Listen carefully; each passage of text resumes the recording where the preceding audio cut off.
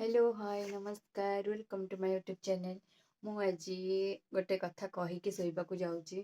ଆଜି ଦିନ ଯାକ ମୁଁ ବହୁତ ଟେନସନ୍ରେ ଅଛି, କାହିଁକି ନା ମୋତେ ମୋ ହଜବେଣ୍ଡ ଆଜି ଡ୍ୟୁଟି ଯିବା ପୂର୍ବରୁ କହିଲେ ଯେ ତୁ ମୋତେ ମ୍ୟାରେଜ୍ ପୂର୍ବରୁ କ'ଣ ସବୁ କହିଛୁ ତୋର ସବୁ ମନେ ଅଛି।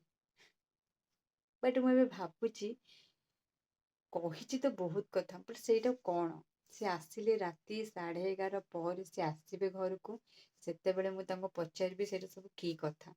ହଁ, ସେ ବି ମୋତେ ବହୁତ କଥା କହିଛନ୍ତି ମ୍ୟାରେଜ୍ ପୂର୍ବରୁ, ସେଇଟା ତ ସେ ବି ପୂରଣ କରିପାରୁନାହାନ୍ତି ଆଉ ମୋତେ କହିଛନ୍ତି। ଦେଖିଆ ସେ ପୂରଣ କରନ୍ତୁ କି ନ କରନ୍ତୁ ସେଇଟା କିଛି ମାନେ ଧରାଯିବନି, କାହିଁକି ନା ମୁଁ ଯେହେତୁ ତାଙ୍କ ୱାଇଫ୍, ତାଙ୍କର ସବୁ କିଛି ମୋତେ ହିଁ ପୂରଣ କରିବାକୁ ପଡ଼ିବ।